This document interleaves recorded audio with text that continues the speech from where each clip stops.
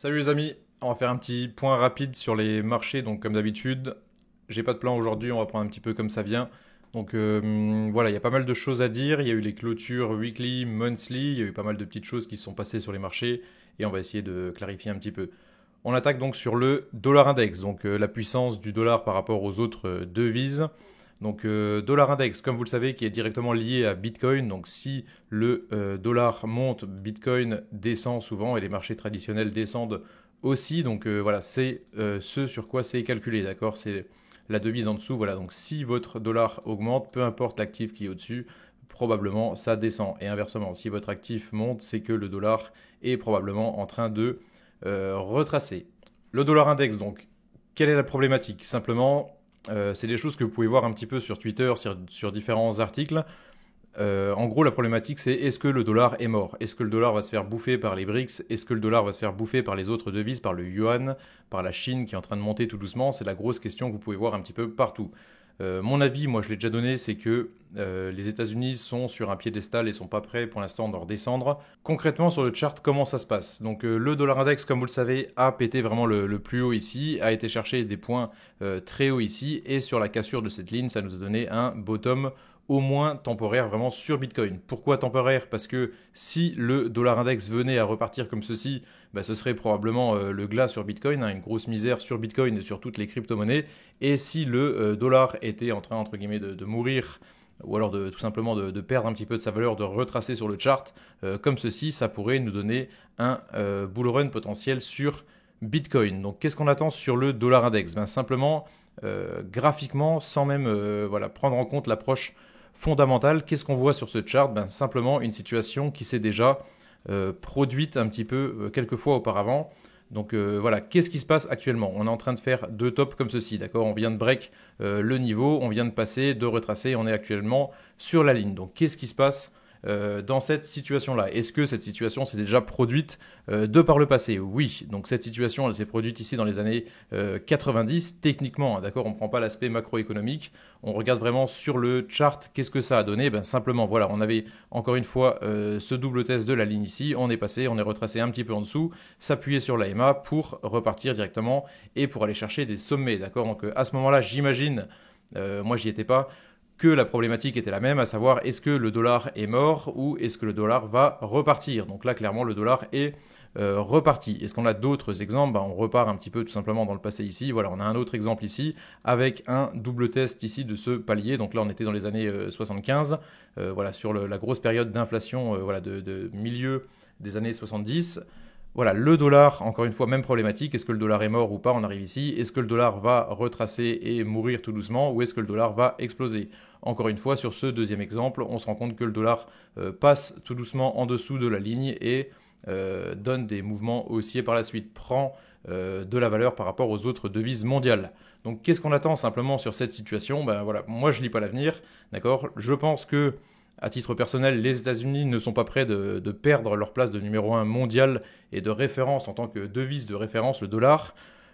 Mon avis, c'est quand même qu'on va potentiellement repartir voilà, sur des points un petit peu plus hauts sur le dollar index. D'accord? Le dollar, pour moi, ne va pas mourir comme ceci, voilà, comme c'était vraiment le cas dans des situations précédentes. A priori, et logiquement par rapport à ce qu'on voit, à savoir que ça monte, une structure haussière. Voilà, tant que cette structure n'est pas invalidée, tant qu'on est dans une structure haussière comme ceci, on peut possiblement attendre des mouvements haussiers sur le dollar index. Et clairement, ça ne fait pas les affaires de Bitcoin. Mais on ne tire pas vraiment toutes les conclusions vraiment sur ce dollar index. Voilà, Bitcoin a quand même, je pense, son mot à dire. L'objectif de Bitcoin, c'est quand même d'être un bouclier anti-inflation. C'est quand même de se protéger voilà, d'une certaine dévaluation des monnaies et perte de pouvoir d'achat et l'inflation. C'est quand même son rôle primaire, pourquoi il a été créé. En l'état, il ne remplit pas son rôle, mais c'est quand même à terme ce qu'on attend de lui. D'accord? Bitcoin n'est pas mort, Bitcoin n'est pas encore... voilà, il n'est pas six pieds sous terre comme beaucoup de monde l'avait donné. S'il n'a pas tenu son rôle, il tient quand même pas mal de promesses en l'état. Enfin, on ne peut pas aller tout droit jusqu'à un objectif. On sait que ça se fait par palier. Si vous faites du trading, vous savez que ça ne va pas tout droit, d'accord? Donc il n'y a aucune raison pour que Bitcoin parte du point de départ et arrive tout droit à son objectif. Donc ça n'a pas de sens. Ça doit prendre du temps, l'adoption doit prendre du temps. L'adoption, je l'ai déjà dit, n'est pas encore effective actuellement, mais Bitcoin fait son chemin tout doucement. Avant de passer sur Bitcoin, je vous rappelle qu'on est partenaire sur OKX. Donc actuellement, on organise un concours de trading donc sur le volume, bête et méchant tout simplement. Celui qui fait le plus de volume remporte tout simplement les prizes. Donc on a un petit peu tout expliqué sur Twitter. Donc pour nous suivre, vous cliquez directement Easy Crypto EZC sur la barre de recherche, vous tapez EZC, vous arrivez directement dessus. Et voilà, on a le concours voilà, qui va être... on a 1000 $ de price à donner. Donc chaque semaine, selon le volume de la semaine, chacun recevra un price. Et à la fin, celui qui aura fait le plus de volume recevra vraiment le plus gros prix. Il faut vérifier un petit peu, je ne sais plus ce qu'on avait convenu.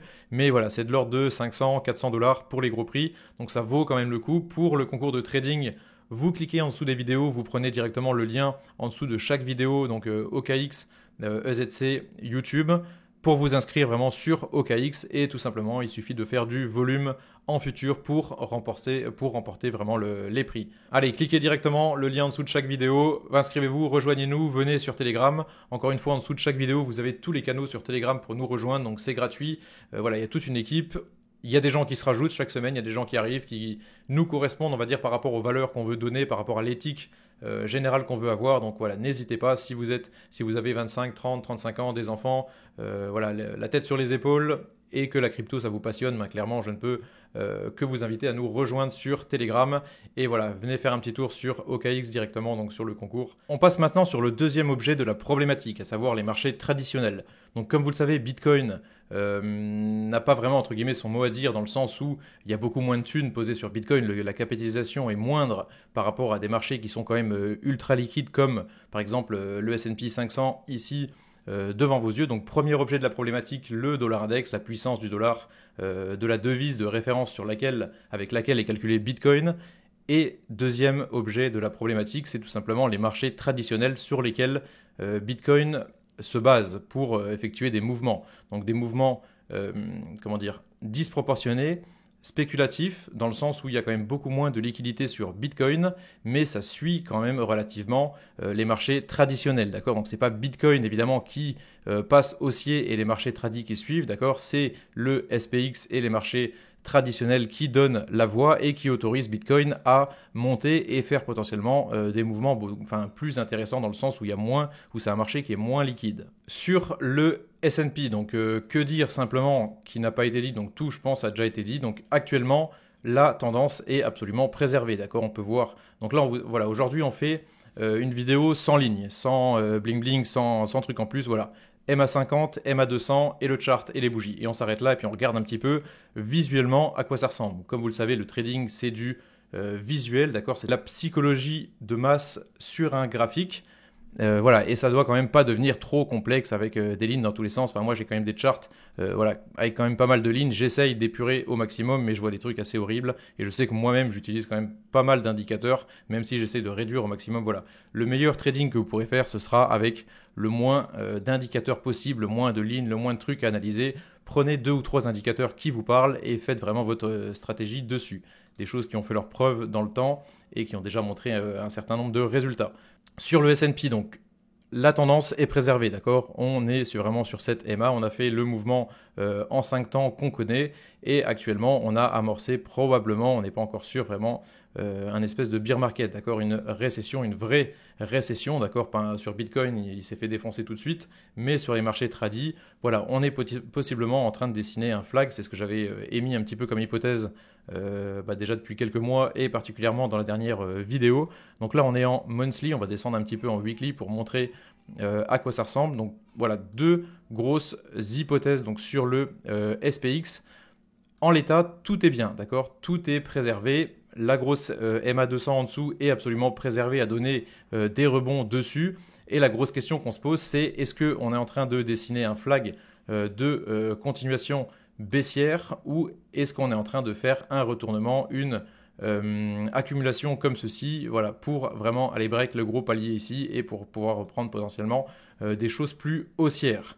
Donc voilà, moi je suis quand même mitigé sur les deux. Je fais un petit peu attention sur la stratégie. Donc voilà, on essaie de parler un petit peu le plus souvent possible de stratégie.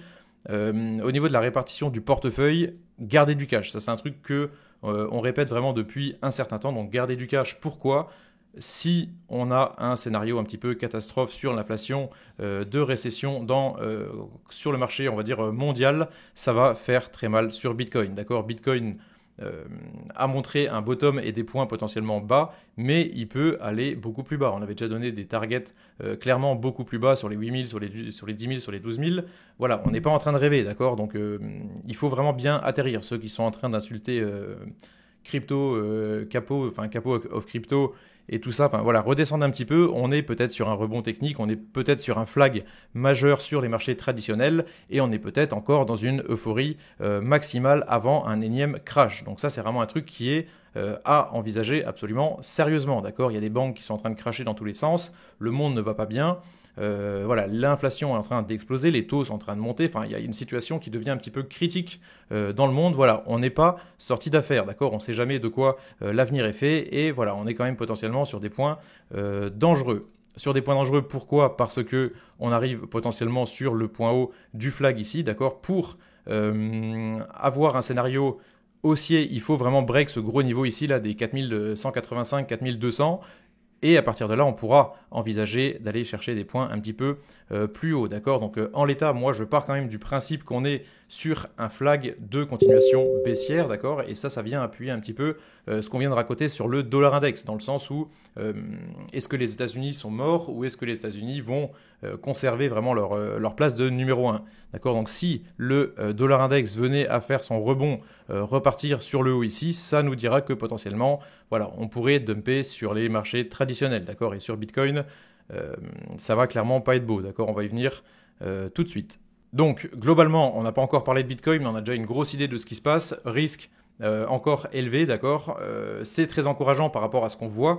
On peut avoir une reprise aussi bien sur le dollar qui va potentiellement retracer, et sur les marchés traditionnels qui attendent encore vraiment le signal de reprise, mais en l'état, c'est absolument pas effectif, d'accord. Donc vigilance maximale. Moi, j'avais expliqué que j'avais pris quand même pas mal de profits sur les marchés tradis et surtout sur les altcoins. Et vraiment, le raisonnement, il est devant vos yeux ici, d'accord. Donc vigilance maximale, méfiez-vous un petit peu de tout ce que vous allez voir sur Internet, d'accord. On est potentiellement sur un rebond intercycle sur Bitcoin, et on repart à aucun moment sur un bull run comme on l'a connu vraiment en 2020, d'accord. Donc les anciens, ceux qui ont déjà fait plusieurs cycles, le savent, ceux qui ont fait un seul cycle ne le savent pas, d'accord. On passe maintenant sur Bitcoin Monthly, donc une bougie égale un mois. Donc qu'est-ce qu'on voit simplement sur ce schéma? On va déjà se mettre. Donc voilà, première chose que vous faites quand vous arrivez sur un schéma, vous mettez directement en grand. Donc RSI, grand et volume, et MA50. Comme ça, on est tranquille, peu d'indicateurs, et on voit directement ce qui se passe. Donc qu'est-ce qui se passe? Simplement, donc sur ce schéma long terme mensuel de Bitcoin, qu'est-ce qu'on voit? On voit un cycle qui se répète avec un RSI qui va chercher des zones hautes ici, voilà, deux zones hautes sur divergence pour nous donner vraiment deux points hauts, et un cycle qui va rechercher un RSI bas qui nous donne le bottom et qui nous emmène sur un deuxième cycle, d'accord. Même chose, même problématique comme ceci, on va chercher les points hauts ici et on retrace pour aller chercher une zone basse sur le RSI. Cette zone basse qui correspond souvent avec la MA50, qui elle-même correspond aussi avec la régression, d'accord. Donc jusqu'ici, on a un cycle Bitcoin qui se répète relativement bien et qui s'est encore une fois répété. Donc sur le dernier cycle comme ceci, donc là c'était même encore plus clair quant à la divergence de marché ici. Voilà, même problématique, on a été chercher vraiment les deux points hauts avec RSI haut, et on a fait notre bear market comme ceci pour aller chercher les zones basses sur le RSI. Encore une fois, ça coïncide avec la régression et la MA50, d'accord. Donc le cycle, on va dire, se répète très bien jusqu'ici par rapport au plan qui était fixé.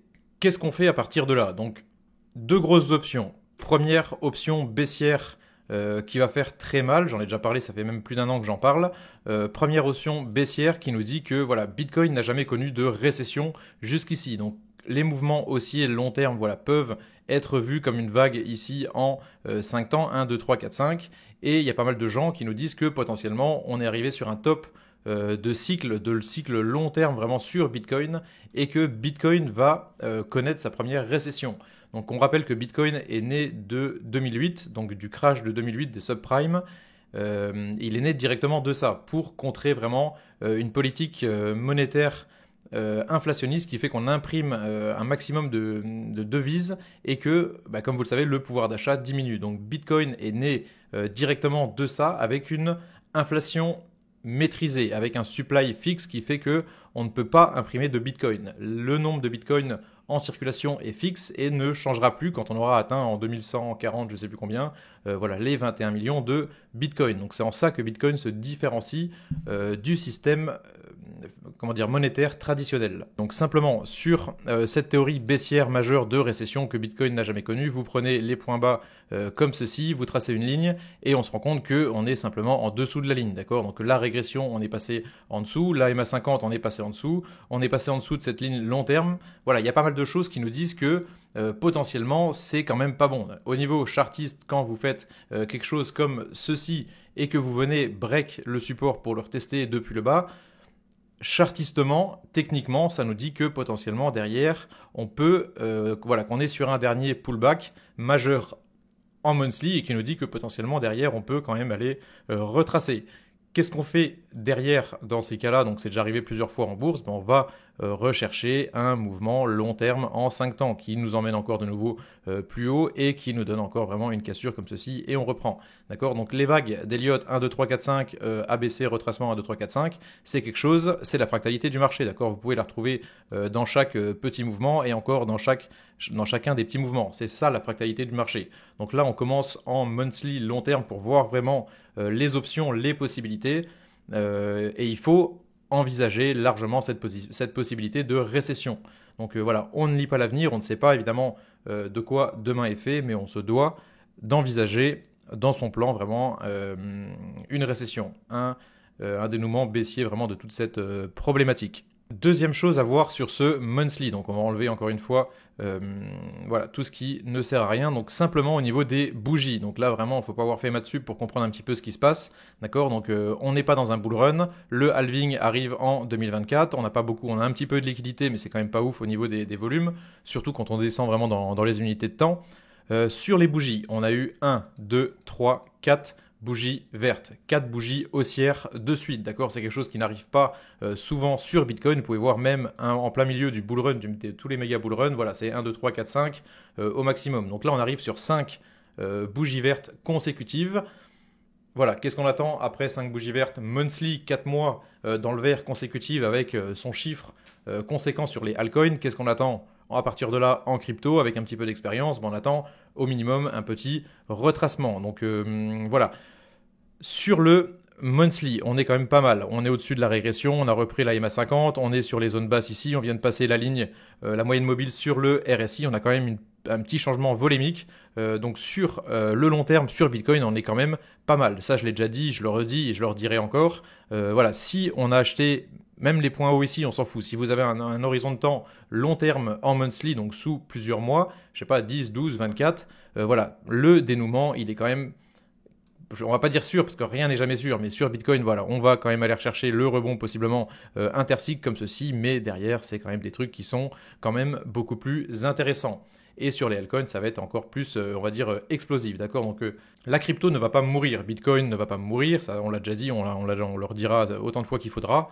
On doit être vigilant quant au scénario baissier sur Bitcoin, garder du cash, ne pas vivre dans la peur encore une fois, mais quand même garder du cash dans le sens où on a été chercher quand même plusieurs bougies vertes à la suite. On attend un rebond intercycle sur cette grosse zone ici, d'accord? On avait déjà dit sur les clôtures monthly, on a une clôture ici, je crois que c'est toi la 30, 40 et 50 000, d'accord? Donc on avait dit premier palier a été touché, deuxième zone de TP comme ceci, troisième zone potentielle de TP pour rebond intercycle. Moi j'ai déjà pris pas mal de bénéfices sur le passage sur les 31 000 comme je l'avais dit et je prendrai des bénéfices si on a la chance d'aller chercher ces zones un petit peu plus hautes, plus ou moins directes, d'accord? Là ma priorité c'est quand même de garder du cash pour aller rechercher potentiellement des zones un petit peu plus basses et repartir par la suite pour le halving, vraiment pour des choses meilleures sur Bitcoin. Donc ne pas être trop gourmand, vigilance dans le sens où on a déjà fait, on a une problématique assez compliquée sur le dollar index et sur les marchés traditionnels, d'accord? Les signaux ne sont pas encore effectifs, c'est très encourageant,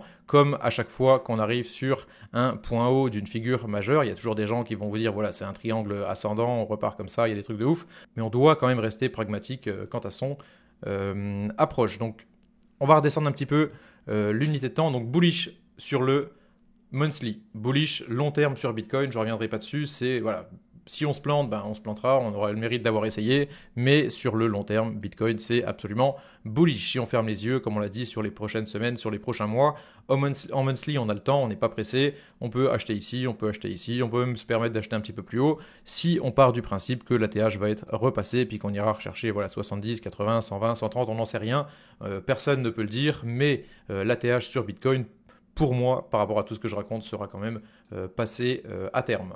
On redescend un petit peu l'unité de temps donc pour y voir un petit peu plus clair. Donc voilà, même schéma, exactement la même chose, MA50, MA200 et RSI. Donc qu'est-ce qu'on voit simplement sur ce schéma? Donc on va se remettre un petit peu en grand. Donc voilà, toujours le même schéma, la régression voilà, qui donne les appuis légendaires ici, voilà, appuyé par les MA qui collent quasiment systématiquement, donc très bien.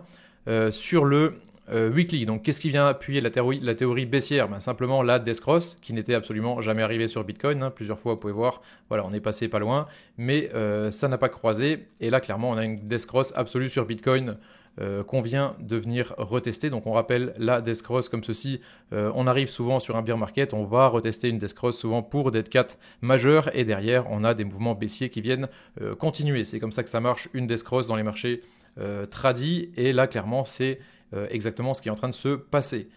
Deuxième chose à dire donc sur le RSI, donc même problématique que sur le monthly, hein, on vient chercher les points bas comme ceci, et sur le rebond intercycle, on retourne un petit peu dans ces zones-là, d'accord? Donc là, on peut constater que c'est encore plus ou moins la même chose. Est-ce que ça nous empêche de monter? Absolument pas, on vient de reprendre la MA ici, on peut tout à fait aller rechercher les TP un petit peu plus haut, mais on reste sur ce rebond intercycle. Et à un moment donné, on ira quand même rechercher des points d'entrée un petit peu plus bas pour les mouvements aussi attendus par la suite sur Bitcoin. Donc sur ce weekly, on est quand même pas mal, mais vigilance, on arrive sur les points hauts sur le RSI, on peut aller potentiellement un petit peu plus haut, mais on se doit de prendre des profits. On a posté un truc comme ça sur Twitter aujourd'hui pour sécuriser et pour surtout se libérer du cash si on en a potentiellement plus trop sous la main, si on venait à dump, et c'est quand même très largement à envisager à partir d'ici. Voilà, il faudra quand même avoir du cash pour avoir acheté les points d'entrée potentiellement plus intéressants pour la suite. On termine donc sur le daily, donc exactement même schéma mais plus de bougies. Donc daily, une bougie égale un jour, donc voilà, beaucoup plus d'informations à analyser, plus court terme vraiment sur ce daily. Donc qu'est-ce qu'on voit? Simplement, on va enlever même la régression, voilà, donc très simple, d'accord? Volume, RSI, chart et moyenne mobile. Comme ça, on ne se complique pas, on reste vraiment sur les choses les plus simples qui existent et les plus efficaces au passage. Qu'est-ce qu'on voit sur ce daily? On voit un schéma qui est quand même relativement propre avec pas mal de volume. Ça c'est exactement ce qu'on attendait depuis pas mal, enfin vraiment depuis le premier pump ici, depuis le premier passage de la ligne. J'avais dit volume et on attend potentiellement des activités par la suite, d'accord? On attend encore potentiellement une activité volémique. C'est comme ça qu'on reprend vraiment ce mouvement. Deuxième chose qu'on voit sur ce daily, bah, tout simplement on vient de reprendre les MA ici, d'accord? La MA 50, celle-là on peut la passer potentiellement, voilà, on peut quand même aller chercher un petit peu plus bas, mais on a cette MA 200 ici qui fait potentiellement le boulot, et en l'état on a une structure haussière qui est en train de se dessiner. Donc qu'est-ce qu'on attend sur ce daily? On peut attendre potentiellement un retracement, donc ça c'est vraiment ce que je suis en train de jouer pour aller rechercher la MA 200 en dessous. Je pense pas qu'on va aller break tout de suite ce niveau, même si c'est quand même à envisager. Par contre, derrière, je pense qu'on a quand même une structure haussière et qu'on peut, et je l'avais déjà dit d'ailleurs dans toutes les vidéos, aller rechercher vraiment cette grosse zone ici sur les 32, 38 000. C'est la zone où vraiment je vais prendre majorité de mes profits, surtout sur les altcoins. D'accord, donc là, actuellement, j'ai pris sur la mèche les 31 000 ici des profits, je me libère un petit peu de cash et je rachèterai potentiellement ici sur les 24, 23 000, 25 000 sur Bitcoin, vraiment pour point d'entrée optimaux, pour swing et pour aller rechercher potentiellement cette grosse zone ici des 32, 38 000 $. Allez, pensez à liker, faites pas les fous, à la prochaine les copains.